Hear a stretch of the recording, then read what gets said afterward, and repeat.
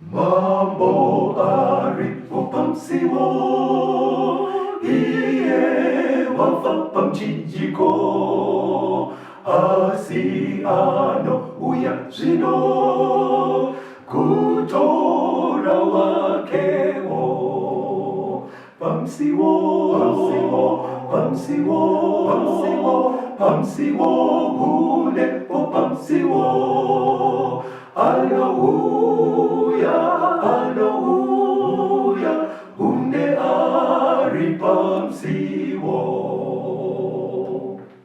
Kwaziwai vateereri, tinomuchingamidzai kuchirongwa The Second Coming of Christ chamunopiwa naPastor Gift Rhodzi vekuNorth Zimbabwe Conference of the Seventh-day Adventist Church pamwe chete navaCaston Betera, Assistant Publishing Director kuEast Zimbabwe Conference of the Seventh-day Adventist Church. Mustudio nhasi tina Proclaim Rhodzi ari kutiisira into sign language. Kwazai vateereri vaBetera. Vateereri tinokuchingamidzai kuchirongwa. Tinoda kutenda hurukuro yedu yatiinayo nhasi tiri kutaura pamusoro pezviratidzo zvekudzoka kwaKristu. Programu yedu inonzi The Second Coming of Christ. Ari kudzoka zveshuwa, asi pane zviratidzo zvinobatsira kuti vakamumirira vari kutarisira kudzoka kwake vazive kuti apedyo zvakadii nekuuya. Regai tibva tangopinda muhurukuro yedu tiverenge Mateo 16 vhesi ya1 kuenda pa4. Matthew chapter 16 verse 1 to 4. VaFarisi nevaSedhusi vakauya kuzomuidza vakakumbira kwaari kuti avaratidze chiratidzo chinobva kudenga. Asi wakapindura akati kwavari, panguva yemadekwana munoti, kuchachena nekuti denga rakatsvuka. Mangwana munoti, nhasi kuchasviba nekuti denga rakatsvuka richifuduka. Munoziva kududzira zvinoonekwa mudenga, asi hamugone kududzira zviratidzo zvenguva. Rudzi rwakaipa rwoupombwe runotsvaga chiratidzo, asi harungapiwe chiratidzo asi chiratidzo chaJona. Ipapo akavasiya akabva. Panapa tiri kusangana naJesu ari kutsiura vaFarisi vemazuva ake. Paaivatsiura anoti vaFarisi vaigona kuti vakatarisa mudenga kuti mangwana kunonaya chete nhasi. Haati tiri kuvirirwa taanayo. Vaigona kududzira zvinoitika muupenyu hwakavatenderedza vakatarisa muchadenga. Asi dambudziko ravo vaitadza kubata zviratidzo zvainongedzera kuuya kwekutanga kwaiye Jesu Kristu. Vakatorasika pazviri. Saka pamatotanga kududzira zvinoonekwa kwakaipero. Hakuna kuipa, but ari kuti makanyanya kungwarira zveupenyu hunohu muchitadza mukashandisa kungwara ikoko pane zveupenyu husingapere zvakanyanyisa. Inzwa pana Mateo 1 vhesi ya 18 kuenda pa25. Matthew chapter 1 verse 18 to 25. Right. Kuberekwa kwaJesu Kristu kwaiva kudai. Maria mai vake vakati vanyengwa naJosefa, vasati vosongana vakaonekwa ava nemimba nomweya mutsvene. Zvino Josefa murume wake zvaakanga ari munhu akarurama asingadi kumunyadzisa, wakafunga kumurega chinyararire. Zvino akati acharangarira izvozvo, tarira mutumwa washe akazviratidza kwaari pakurota akati, Josefa mwanakomana waDhavhidhi, usatya kutora Maria mukadzi wako, nokuti chakamugamuchidzwa mukati make ndechemweya mutsvene. Iye uchazvara mwanakomana agotumidzwa zita rinonzi Jesu, nekuti ndiye uchaponesa vanhu vake pazvivi zvavo. Izvozvo zvose zvakaitwa kuti zviitike zvakarehwa naShe nemuromo womuprofita achiti, tarira mhandara ichava nemimba ichazvara mwanakomana, vachamutumidza zita rinonzi Emanueri, ndokuti kana zvichishandurwa Mwari unesu. Zvino Josefa akamuka pahope dzake akaita sezvaakarayirwa nemutumwa waShe, akatora mukadzi wake, akasamuziva kusvikira azvara mwanakomana wake wedangwe, ndokumutumidza zita rinonzi Jesu. Right. Mundima iyi tiri kusangana pachinongedzerwa zvakaprofitwa kare kuna Isaiah. Kuna Isaiah 7 verse 14 ndo Mwari paakanga ataura mawira aizoita Jesu. Kuti mawira ake haasi mawira akajairika. Mhandara ichaita mimba isina kumbogara nemurume, yobereka mwana mukomana. Patotaurwa nezita racho nezvinoreva zita racho. Alright. Saka Jesu akuzouya ngirozi yakashanyira Mary ikatotaura naye uchaita pamuviri so but chakazoitika manje ndechekuti ngirozi haina kuuya kuna Joseph akazongonzwa kuti Maria ane pamuviri akuti zvingaite kuti munhu angabate pamuviri asinombogara nemurume pane yandakatambuka bedzi naMaria. Saunoziva panoitika nyaya dzakadaro dzinotaurwa mumatare emisha. Saka paine kutaurika nekakuzevesera Maria zvinhu zvinenge zvisina havasati vaogara vese but vanhu still vanzwa makuwa iwo aine kutaurika ikoko uye Joseph ozotora mukadzi wake ogara naye asi asingamutore semudzimai kusvikira abereka mwana wokutanga Mesiya. Vanhu hapana akaita hanya nazvo. Izvo zvakanga zvakaprofitwa. Vanhu ava zvakaprofitwa vaizviziva here kana kuti zvinyorwa zvacho vaive nazvo vaigara vachiverenga mazuva ese. Saka vanhu vaitozoti takanzi kuchamuponesa achazvarwa nemhandara vaitozviziva. Asi vava vasingazoti manje kana paita incident ka vorileta nezvavakadzidza indaunzwe pamberi uoneka zvayo chero nenzvimbo yake yeku yaaifanira kuzoberekerwa yakagara yakaprofitwa kudhara. Luka 2 verse 8 kuenda pa16. Luke chapter 2 verse 8 to 16. Zvino kwakanga kuna vafudzi munyika iyo vaigara kuuragu vachirinda mapoka avo usiku. Mutumwa washe akamira navo nekubwinya kwashe kukavakomba vakatya nekutya kukuru.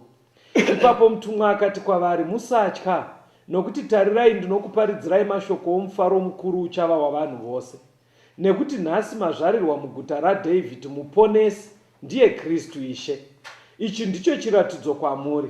Muchandowana rushiye rwakaputirwa nemucheka ruvete muchidyiro chezvipfuyo. Ipapo kamwe kukavapo pamwe chete nomutumwa.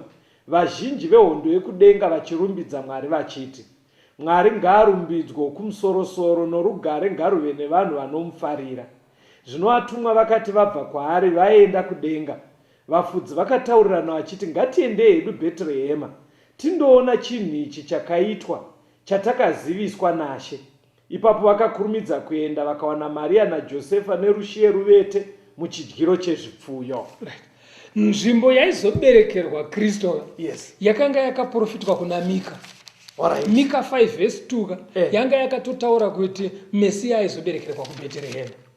Saka vanhu vaizvinzwa zvese izvozvo vaigara vachizviverenga but vemuchechi manje vaiverenga vozvinzwisisa asi vanga vasiri ready kuchingamidza nekupemberera Mesiya. Mirai muri kuti nyaya yakataurwa naMika 5 verse 2 vaiziva yekuti achaberekerwa kuBheterehema vaiziva. Saka dambudziko raive papi? Dambudziko karaiti zvaingowo kuziva kwemumusoro asi pakurarama chaiko vanga vasina hanya kana kuisa kumwe makatiko dziya dzekuti dai auya tatonomuchingamidza zvazvisimo mavari. Zvazvisimo mavari. Asi dai kuri kuti nguva ivo wotobvunzwa iri exam kunzi muponesi wedu achabva kupi, achazvarwa kupi, vaitonyora kuti Bethlehem. Mira uchaona pandima yatichadoverenga exactly vaitonyora otobuda achiti handaigona iyaya Bethlehem auizivi here uchaona pandima iri kutera. Mwari akatozotuma ngirozi kuvafudzi vaiziva zvinhu izvo vari kusango uko vekuchechi vasinei nekuchechi asi vainzwa zvinhu izvi ndo vakatozoenda vakanotsvaga vakamuwana vakasiya vamupemberera. Andivazvaona vekuchechi ndo rimwe dambudziko rine pakungonamata vanhu vasingadi kurarama zvinoreva shoko racho. Inzwa papoindi yaunga uchitaura yekuti dai zvazvichiuya muexamu enda kuna Mateo 2 pavhesi 1 to 6 nevhesi 11 na 12 uone kuti ivo vakabvunzwa vakatopasa examu racho. Matthew chapter 2 verse 1 to 6. Jesu akati aberekwa paBheterehema reJudhea pamazuva amambo Herodhi, tarira vachenjeri vakasvika Jerusarema vachibva mabvazuva. Vakati, uripiko mambo wavaJudha wakazvarwa? Nokuti takaona nyeredzi yake kumabvazuva, tauya kuzomunamata. Mambo Herodhi achizvinzwa wakamanikidzwa neJerusarema rose naye. Akakokera vaprista vakuru nevanyori vevanhu akavabvunza kuti Kristu uchaberekerwepi? Vakati kwaari, paBheterehema reJudhea, nekuti ndizvo zvakanyorwa nemuprofita zvichinzi, newe Bheterehema nyika yeJudhea hauzi muduku kwazvo kuvabati vaJudha, nekuti kwauri kuchabuda mutungamiriri achafudza vanhu vangu vaIsraeri.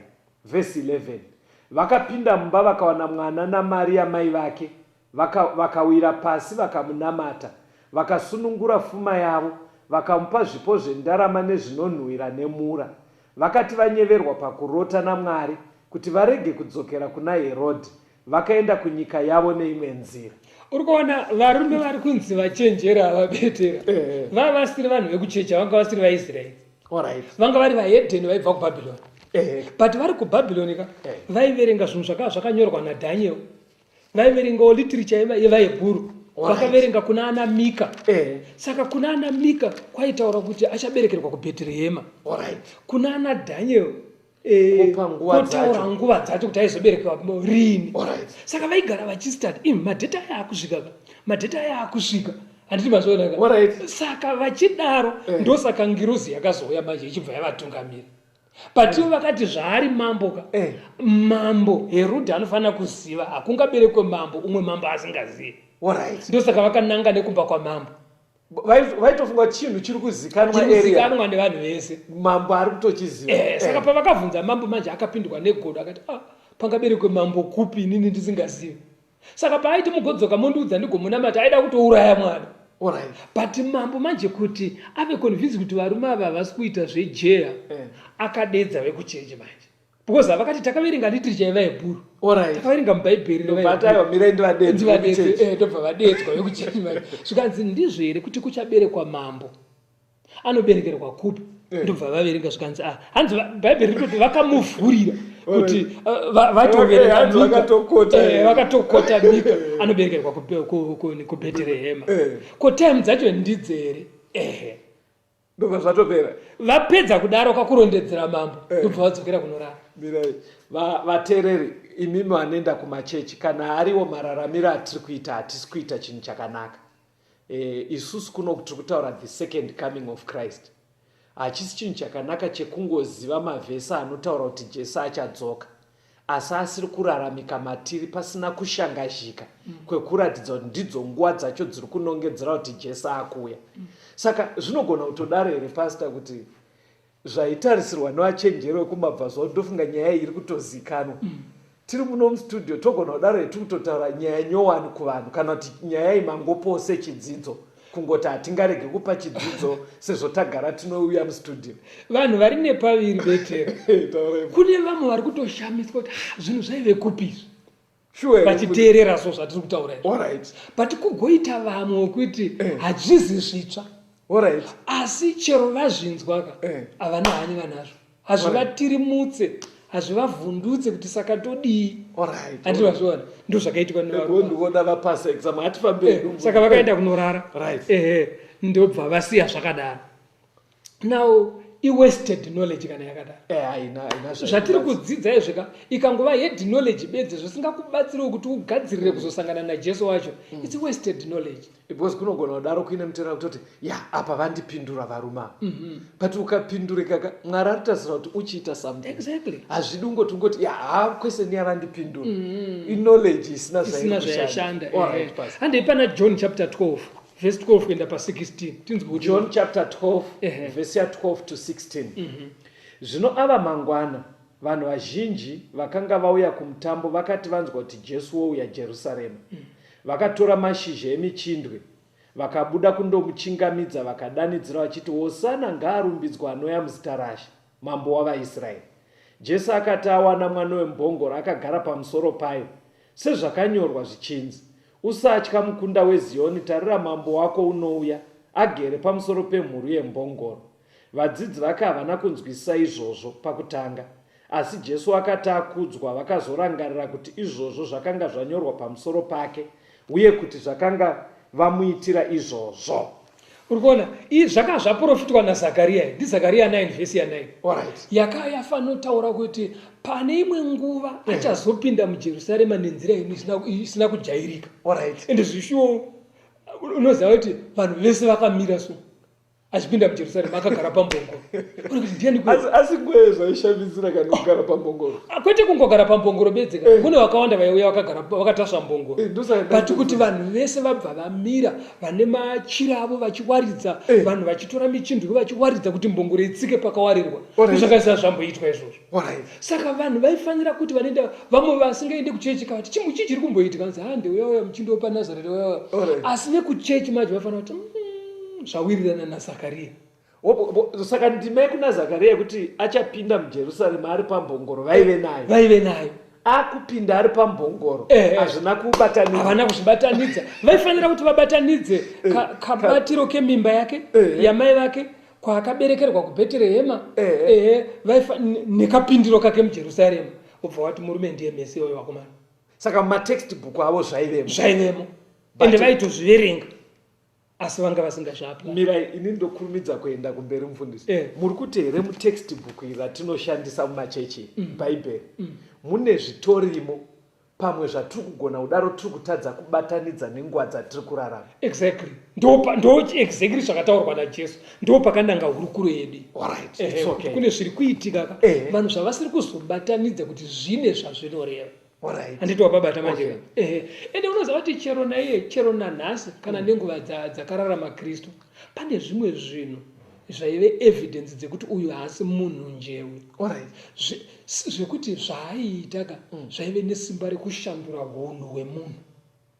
Kuti Mariaka angosiya chifambi nekuti ataurirwa mashoko nemurume yeye. Zakeo ngoti no, pane mari dzandakabira vanhu ndakunovadzorera kakapetwa runa. Zakeo akangonzi nhasi ndiri kuenda kumba kwenyu. Izvozvoka.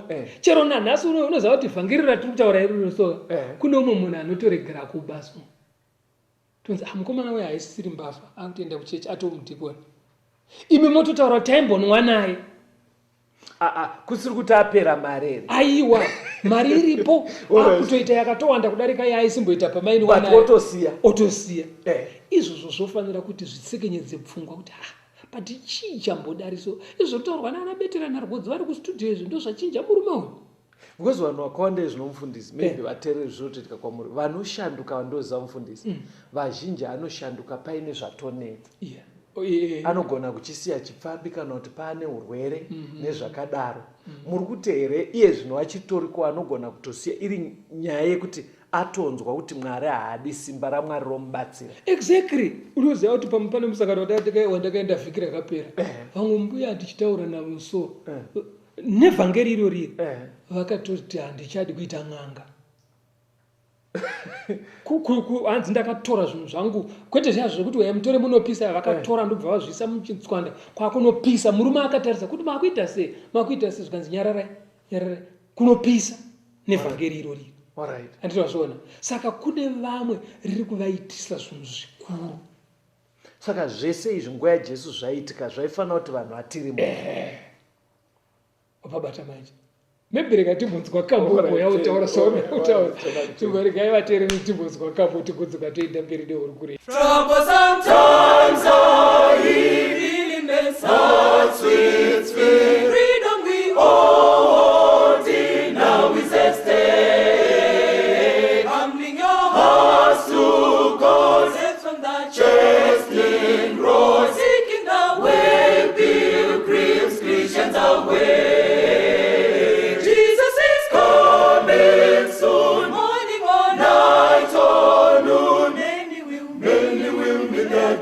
Trumpet to sound, all of the day shall rise, nations meet in the sky, going where no one dies, heavenward bounds.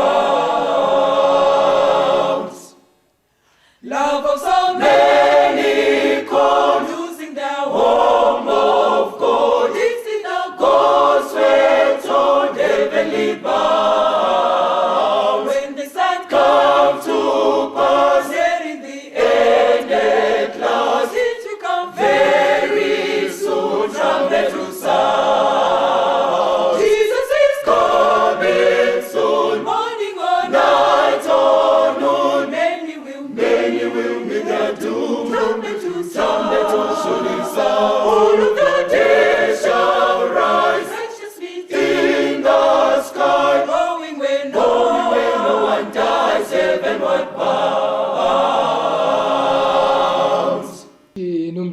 zvakare vateereri, tiri kuenderera mberi nehurukuro yedu, zviratidzo zvekudzoka kwaKristu.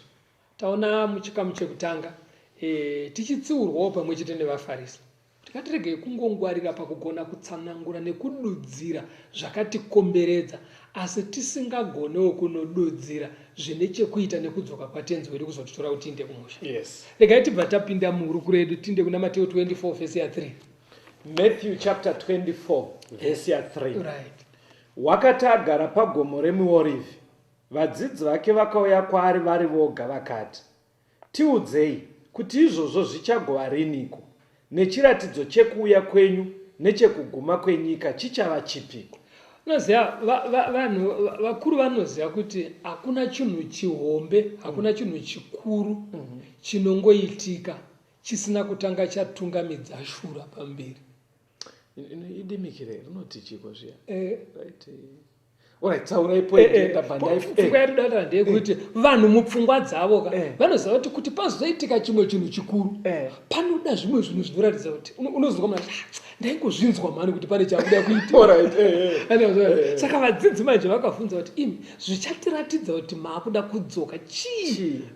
Mabhikoni atichaona anotiratidza kuti haye zvinezvi tafamba, nguva yafamba. Vadzidzi ava ndo vaibvunza Jesu. Ndo vaibvunza Jesu manje. Saka kureva kuti nhasi vateereri zvaibvunza vadzidzi ava ngauvewo mubvunzo wako. That's right. Kana tiri vadzidzi vaKristu chaivo tinofanira kuva nehanya yekungozivawo kuti imi zvamuri kuramba muchiti nyika ichaguma, Jesu achauya, chii chichanyatsoratidza kudaro? Hatifambe hedu pa vhesi ya 7 chapter 24 yo yaMateo. Matthew 24 verse 7. Nekuti rudzi ruchamukira rudzi, neushe huchamukira ushe, nenzara dzichavapo, nehosha, nekudengeneka kwenyika kunzvimbo zhinji. Right. Jesu akurudunura manje zviratidzo. Anoti zvimwe zvamuchaona zvichiitika zvinoratidza kuti nguva iri kutofamba. Muchaona hondo dzichiitika asi dzichidzokororeka dzadzokororekazve. Alright. Ndo pari kuti nyika ichirwisana neimwe nyika. Inyika dzakasiyana idzi. Rudzi ruchimukira rumwe rudzi. Right. Dzandudzi dziri kurwisana munyika imwe chete. Andinozvoona. Saka muchaona kuti kuramba hondo dzichidzokororeka zvimwe zvezvinhu zvinotaura kuti nguva iri kutofamba. Ende zvinezvi ukatarisaka unoona kuti nyika hombe, nyika huru dziri kugara dzakafutirana semabhuru. Mari zhinji. In other words, muri kuti pane tension. Pakugara paine tension. Unokanda kachirungu kanoita zvibva zvanyatsoti pandazwa muchiti kufutirana paya ndaona kuti kune mumwe muzera wedu wekuti havazozoti mabhuru kana akafutirana chijuda kuiti. Saka muri kuti nyika iye zvine izvi zhinji pari kugara paringori netension. Right. Vari kugara vakamisidzana. Unoziva ende mari zhinji iri kuiswa pakugadzira zvombo zvehondo. Iko kutori nezvimwe zvizhinji zvekuti unoziva kuti Mwari akangotisiya kwa 1 week kuti afuratira nyika inoyi kuti chiitai zvamunoita. Zvombo izvozvo tikaputitsirana tinopisana, ende zvinopisa zvine potential yekuomesa chero makungu.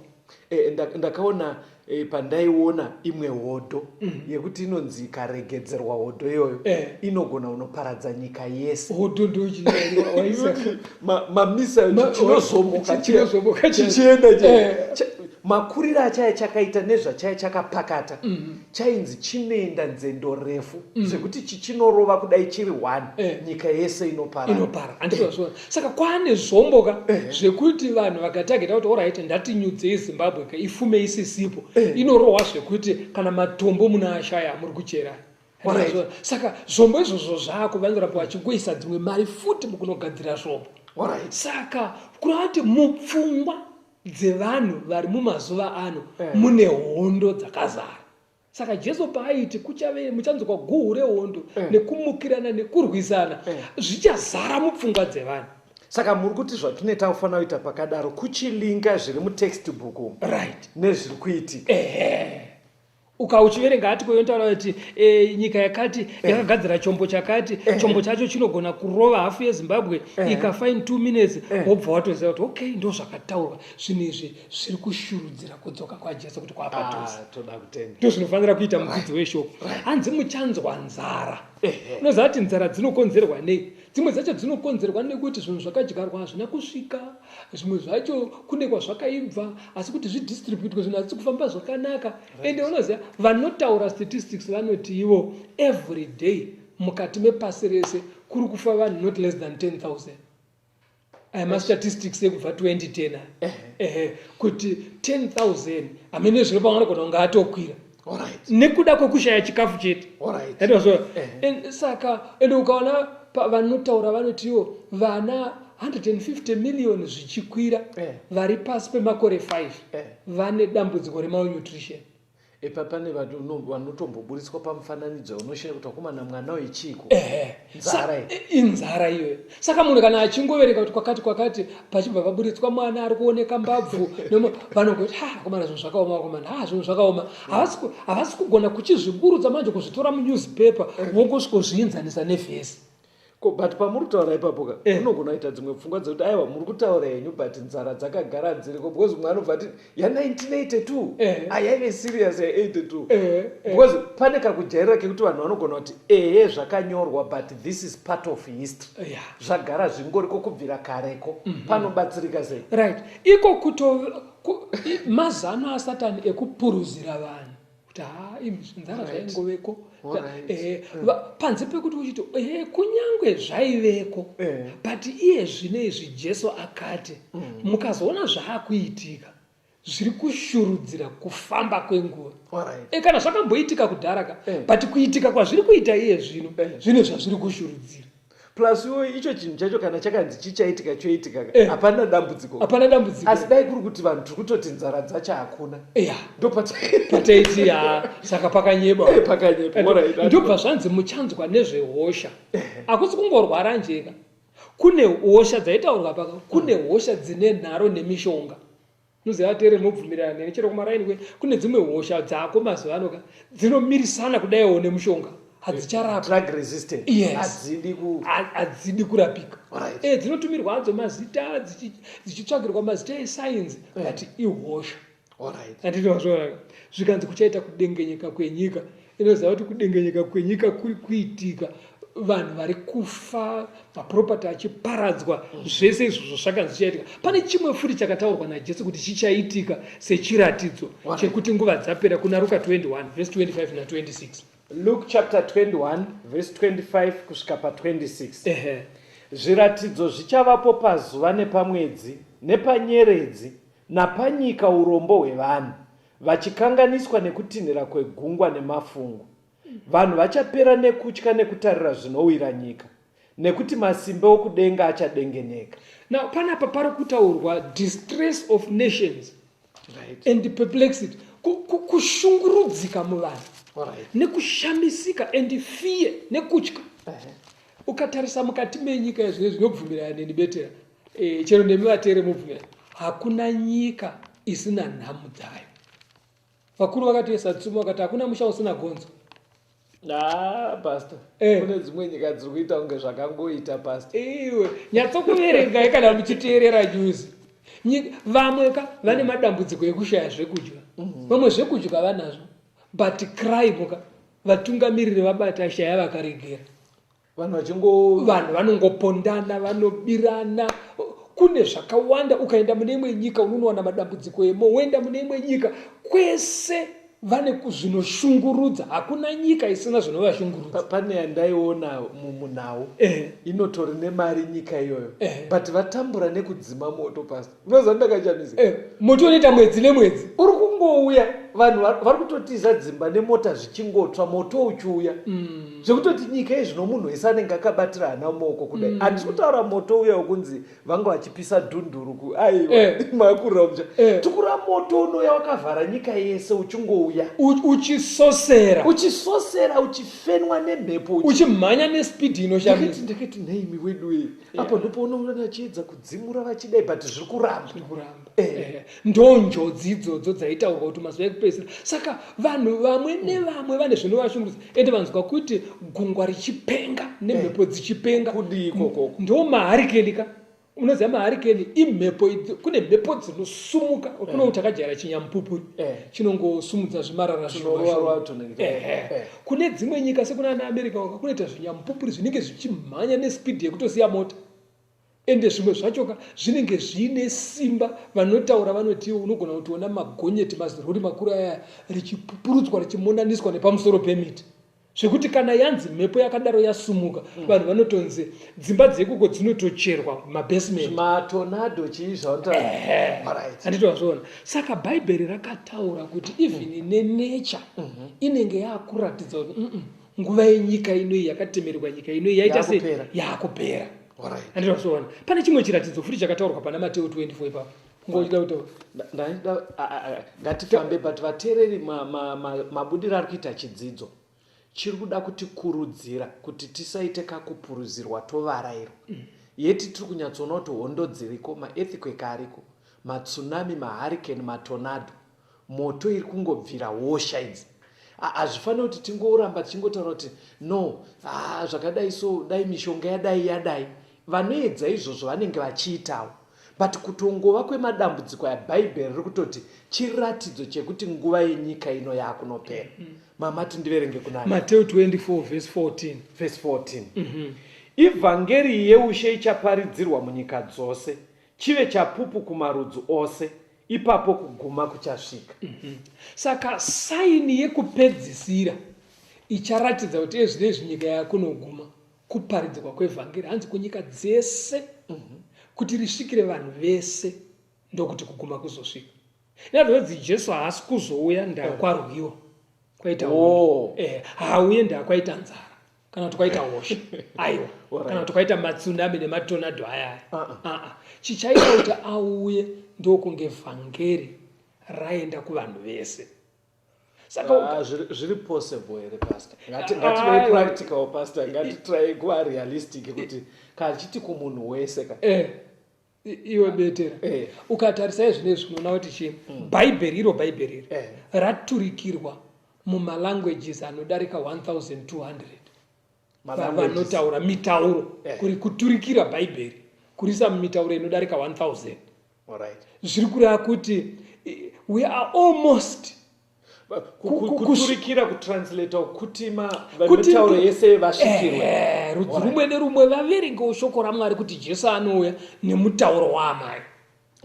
Ende ukatarisa iwo masaisaya kuti vanhu vaakugona izvandi tiri muno mustudio, asi vanhu vari kumakona enyika uko vari kutinzwa muno muZimbabwe. Vamwe vari kutinzwa vari kumombe, vamwe vachitinzwa vari kumunda, vamwe vari kutinzwa vari mubhazi, vamwe vari kutinzwa vari mukombi. Ndakanzwa mwakandichaira runhare chiti tiri kukunzwa tiri kugache kukariba kukona chaiko kwekuti unenge usingafunga kuti pangasvikike here, achitoti zvidzidzo zvese ndiri kufamba nemi ndiri kuzvinzwa. Saka iyoyoka izano raMwari. Mwari redhiyo inouya ine zvayaka vanhu vakagadzira redhiyo vanga vasingagadzirire kuparidza vhangeri, but Mwari anoshandisa osenerera neipapo muuchenjeri hwaakapa vanhu, matv, mawhatsapp nezvimwe zvakadaro, vhangeri riri kuenda. Saka iwe unogona kuti zvingaita here mukoma kuti munhu wese anzwe, but munhu anogona kunzwa shamwari kana Mwari ada, because ndiMwari ari kutaura kuti ndichaita kuti vanhu vese vazvinzwe. Then pane chimwe futi chiratidzo, Daniel 12 verse 4. Daniel chapter 12 verse 4. Asiwe Danieri, vanza mashoko unamire bhuku nechisimbiso kusvikira nguva yekupedzisira. Vazhinji vachamhanya pose pose nezivo ichawanda. Pane zvinhu zviviri zviri kubuda muvhesi iri. Hanzi kuenda kwese kwese kana kuti kuenda mberi neshure. Kunogona kureva to and fro. Kunogona kureva kudaiwo. Patiri kudzidza bhaibheri muri mbona kuti tinoti tikaenda kuOld Testament toenda kuNew Testament, wavhura kuna Marakai, wavhura kuna Mika, waenda kuna Jeremiah, uchidzoka kuenda pese pese mubhaibheri, kuenda mberi neshure mubhaibheri. Vavariro ndeyekuti chokwadi chijeke kuti kune Alright. vateereri nevadzidzi. Alright. Andozviona. Oi zvatinoita zvekuuya tine ndima dzakawanda dzese kuti dziise nyaya pachena. Exactly, ndo zvakataurwa naIsaya chapter 28 pavhesi 11 kuti vachati chirevo pamusoro pechirevo, tore apo zvimwe zvichizanganiswa kuti nyaya dzacho dzibude. Right. Zvakare kumhanya pese pese ka kunogona kurevawo futi mafambiro evanhu. Unoziva kuti mafambiro ari kuita vanhu zvinezvi, vanhu vanofamba makungu aka zvaita sekunge Mwari ari kuti imimi garai kwamuri ikoko. Alright. But vanhu vane nharo zvekuti vanokrosa gungwa iroro nechikepe Vachienda bedzi, vamwe dzimwe zvimwe zvichidzoka zvimwe zvichienda nemundege unoona zvichikrosa nemasango anorura, ndege vari kuchaya nepamusoro vachienda, vamwe nedzimotikari dzinomhanya ndongoro dzakaonekwa naNahumeka ndakanzwa kunzi hanzi pane imwe nhandare yendege after every 2 minutes panenge pachimhara ndege, ukaenda sekuna ana Heathrow so imwe ichisimuka 2 minutes pasi dzakateerana so zvinoita mashura murove zviya achidzika vari kuendepiko ndiko kuenda mberi neshure kuri kutaurwa. Alright. But imimi kana dai vakomana vekudhara vaimuka vanadhanya kuti ndoziva zvakataurwa kunzi vanhu vachamhanya kwese kwese, because munhu munomuka muchitoti mangwanani mamuka siya ndauda kumhanya unodya breakfast ako South Africa, mangwana unodya sapa ako America, ndokumhanya mberi neshure odzoka kusvikira mangwana makutozvikuenda naye kufinariro kwazvimba. Saka unotoyatsona kuti vanhu vachamhanya mberi neshure vachienda kwese kwese. Izvozvo panzi futi hanzi zivo ichawanda. Uchenjeri huriko iye zvino zvinoona munhu akamira pasi pemutsambiso muri sei sekuri bamukase aiwa nhasi vambomuka nezuro ndo pazvakazvakwidza ari kutaura ari uko kwaseke uko but munhu ari kutaura naye ari kuAmerica kuwanda kwezo pachipurasitiki chaicho chaakabata so vari kutotaurirana nemunhu ari pasi pemuti. Unoziva kuti makagara mumba so paTV so munhu anorohwa mbamba kuti ari kuBrazil anenge achitorohwa mbama chaiyo munhu ari kwaMurambinda otonzwa mbama yarohwa munhu kuBrazil ichitorira ari kwaMurambinda. Ruzivo kairwo ndokuwanda unotonzwa vanhu vachiti pamuchato ipapo titumirei mapikicha acho vachibva vatawana vari kure ipapo. Saka utoona kuti uchenjeri hwane munhu mazuva ano ndozivo ichawanda. Hazvina kuipa kutaura nemunhu pafoni, hazvina kuipa kuona TV as long as muchiona zvisingasvibise ndangariro. Anditika but chiri kudiwa manzwisiro andiri kuita ka ndeyekuti patiri kuona zviratidzo zviri kutaurwa neBhaibheri kuti tigone kuchiona kuti aikazve ko zvazviri kuraramika senge kutaurwa kwazvakaita muBhaibheri. Taona kufanana kuya vateereri pakuchida munhu anoshangashika onyatsoona kuti zvokwadi nyika ino iri kuenda kunoguma. Hazvizorambi zvakadaro. Sure. Ndoregai timbonzwa kambo vateereri tigodzoka toenda mberi neurukuro yedu. Tenzishinudze maziso emoyo, itai ninzwisise mtemo wenyu, kuti ninzwisise kuda kwenyu. Shinudze maziso angu ndione, kuti ninzwisise kuda kwenyu. Shinudze maziso angu ndione, Jesu muri wangu, ini ndiri wenyu. Shinudzai maziso emoyo, ndikuone Jesu muupenyu. Musaite ndisiye nzira dzenyu, ndibatsire ndigare nzira dzenyu. Tinomuchingamidzai zvakare vateereri, tiri kuenderera mberi nehurukuro yedu, zviratidzo zvekudzoka kwaJesu Kristu kwechipiri. Jesu akatiisira pachena, musaite sevaFarisi vaigona kududzira zvinhu zvakavakomberedza asi vasingagone kuinzanisa zvinoita kuti vabate zvakanangana nekuponeswa kwavo. Taona kune zviratidzo zvakawanda zvakataurwa naJesu. Regai timbonzwa zvimwe zviratidzo zvakataurwa mushoko raMwari zvine chekuita nemagariro evanhu. Kuna James chapter 5 verse ya 1 kuenda pa6. James chapter 5 verse ya 1 to 6. Nhai imi vapfumi, chemai muridze mhere nekuda kwemadambudziko achakuwirai.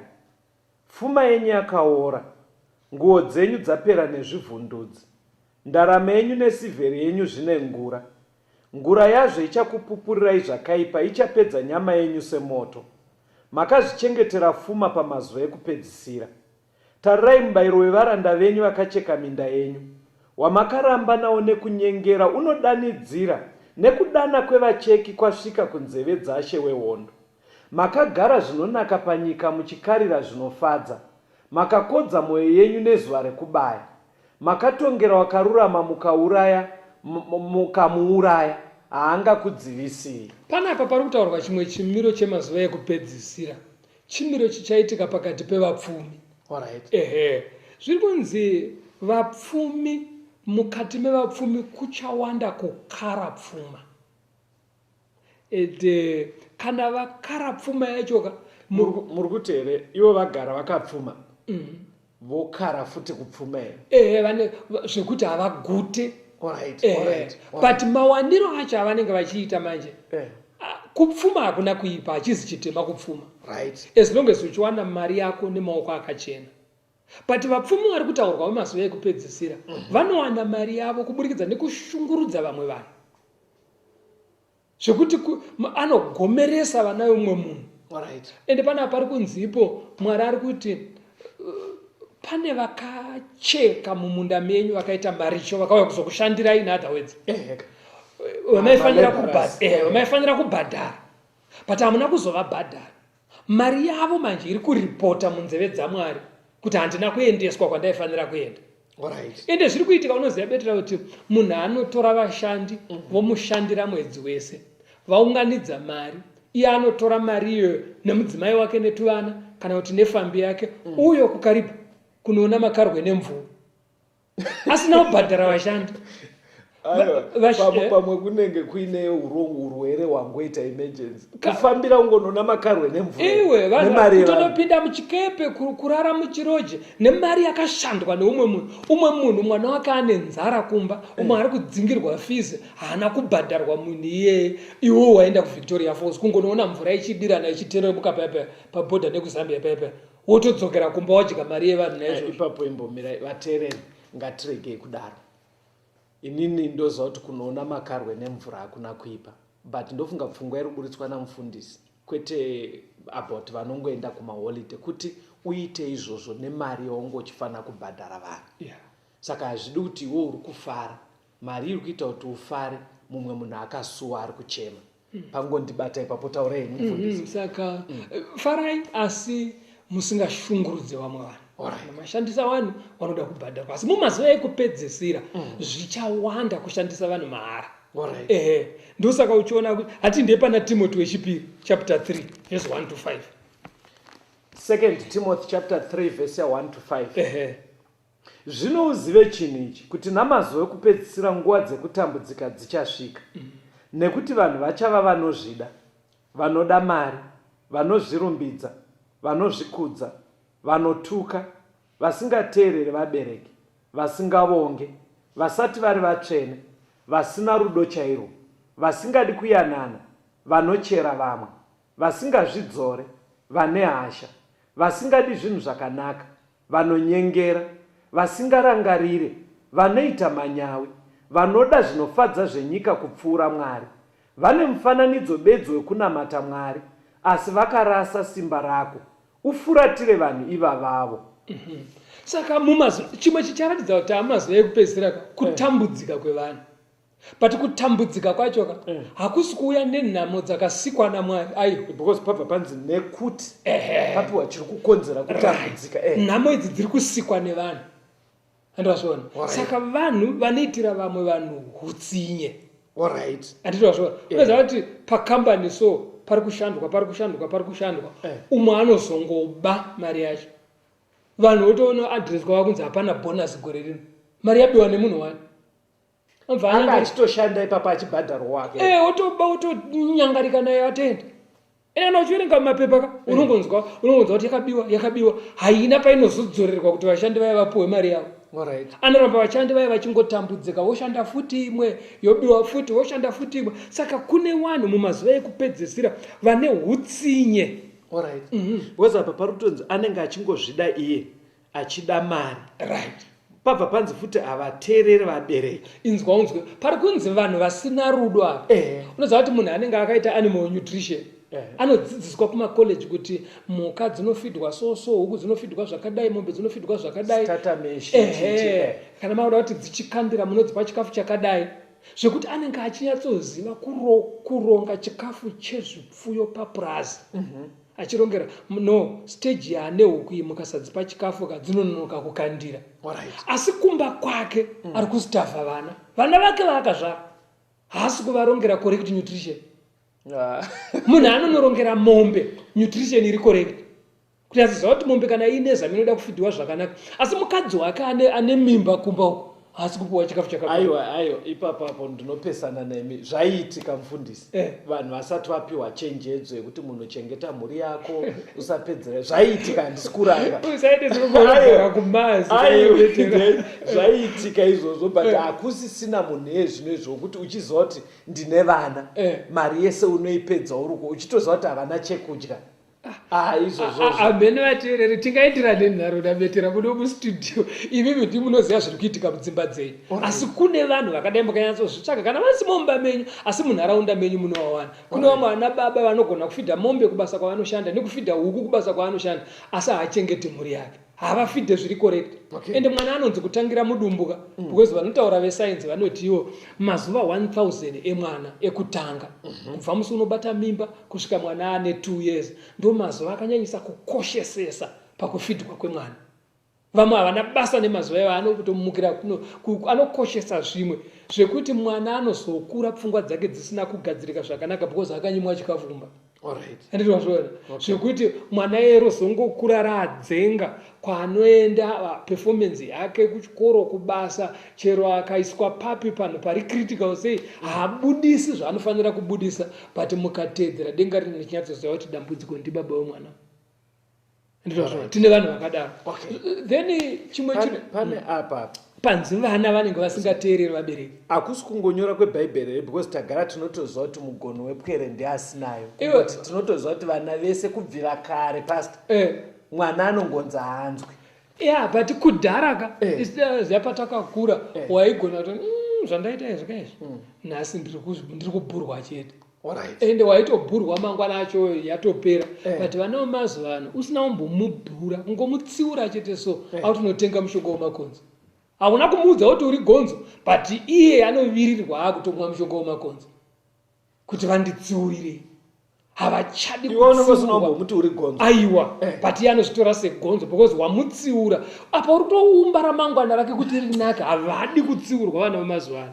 Saka tine generation ine nharo zvasangana nekupera kwenguva. Zvimwe zvezviratidzo zvemazuva ekupedzisira zvikana zvinhu zvichiitika vanhu vanongozviona, mwana wapandika tiri kubva kunobata maoko chii, vakamuti ko wasaitire homework ungasiye muriwo uchitsva uchiti ndiri kunyora homework. Izvozvo bedzi mwana akunotenga nhikiri neratikili akutomwa. Chirongwa chinechi chiri kuteererwa nevana here pastor? Vanoteerera, asi tinongonamatira kuti ngavabatanidze zviri kutaurwa munomu nezvinotaura Bhaibheri. Pamataura kudai ndatoona kuti makutonyanya kuuya kunyaya dzinoitika pfuura yenyika. Panzi apo vane mufananidzo bedzi wekunamata. Tine vanhu vanonamata vanoenda kuchechi asi vanoba, kuba kumakambani kwavanoshanda, kuba munharaunda.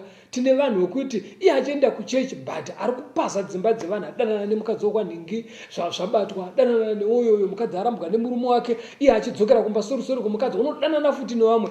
Vane mufananidzo chete wekunamata but unhubu hauperi. Havana rudo chaiko. Saka ndo madambudziko atiri kusangana nawo mukati. Vanhu vanenge vachingoti zvinhu zvakaoma wakomana, but ndo zviratidzo zvekuti panza havadi kuyanana. Unoziva iyo nyaya yekuyanana.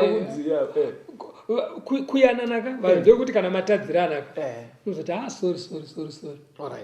Vamwe amai vatonzi vachitaura vachirayira mukadzi wechidiki, dzama mwana usasiye vana vako kuti vagobikirwa neumwe mukadzi.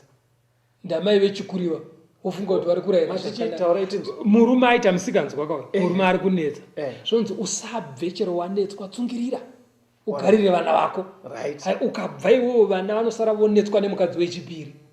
Andazvonaka onzwa akutika andipakanaka ka onzwa akuti iwe baba mukuru wako ava unoona ndigere navavo, ndinovabikira, ndinovawachira, ndinovaainira, asi pamwoyo pangu apa ndakavasaina kare, ndakavaramba kudhara kwandiri ini unongori mumvuri handiri kuona. Saka pamwoyo paamai ava hapana kuyanana. kugarira vana. Alright. Saka kune masituations akadaro kugoita vamwe zvechiwa unonzwa ndakamusaina kare kudhara ndakadzima akatondibuda ndakadzima bamukura mwe wangu wakasviba kudhara. Ukaona zvakunetsa kungosvipa semate wosiyana nazvo iwewe. Hapana kuyanana pakadaro. Kugoita mukomana muningi nabuda ndibudewo. Vekuti chero parufu chaipo avaonani. Vanhu vemazuva ekupedzisira mumwe anosvika mwabva parufu havadi kuyanana. Ndo vanhu vatinavo vekuti kana atadzirwa ende ukazonzwa chakatadzwa chachoka unofunga kuti akaitirwa chinhu chihombehombe. Saka ndo madambudziko atiri kurarama nawo mumazuva. Saka pastor muri kuti nemateereri manzwisira ndiri kuita pastor matanga matiratidza zvinhu zviri kuitika hondo, kudengeneka kwenyika, manzara, mafloods. Ndobva matiudza zviri kuitika technological world, kuwanda kwezivo nekadaro. Ndobva makutiudza zviri kuitika mukugarisana, masocial science. Ari kunongedzera kuti zvinhu izvi nguva dzapera. Ndobva mazopedzisira muchiti asi chichanyatsoita kuti igume mati kufamba kwevhangeri kuenda kuvanhu wese.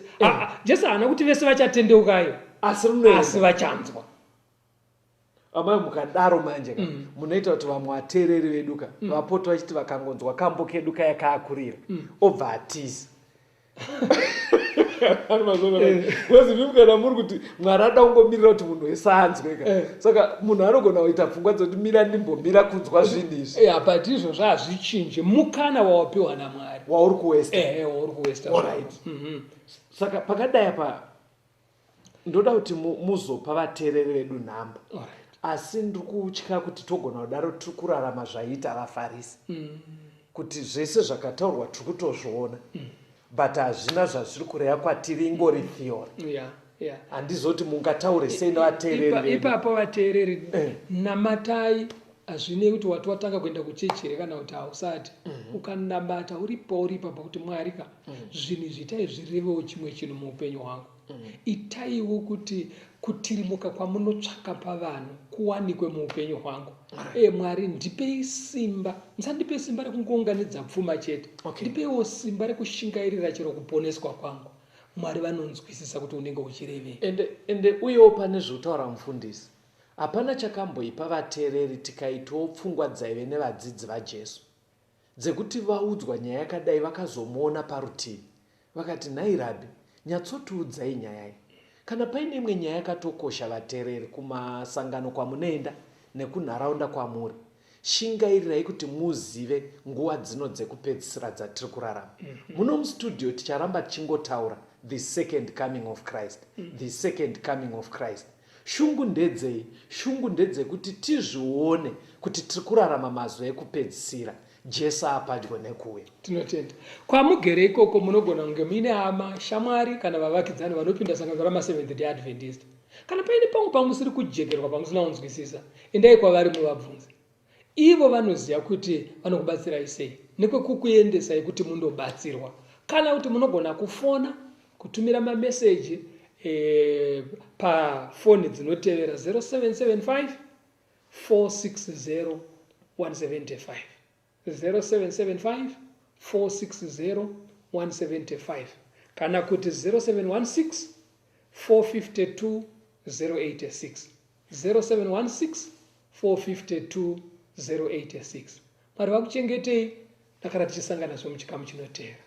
Tenzende tungamire mukati mezviedzo mananda andibata ndimwino dombo ndiwike ndimwi mutungamire tenzende tungamire semwana onyaradzwa munganyara nyanza mananda anomunzwa kana matinyarara emwete tenzi wenyanza tenzini tungamire apo ndasvika nyanza mananda ndichisa andichina zororo ndotsamira kune mwinga ngandinzwe imwi moti ndinokutumamira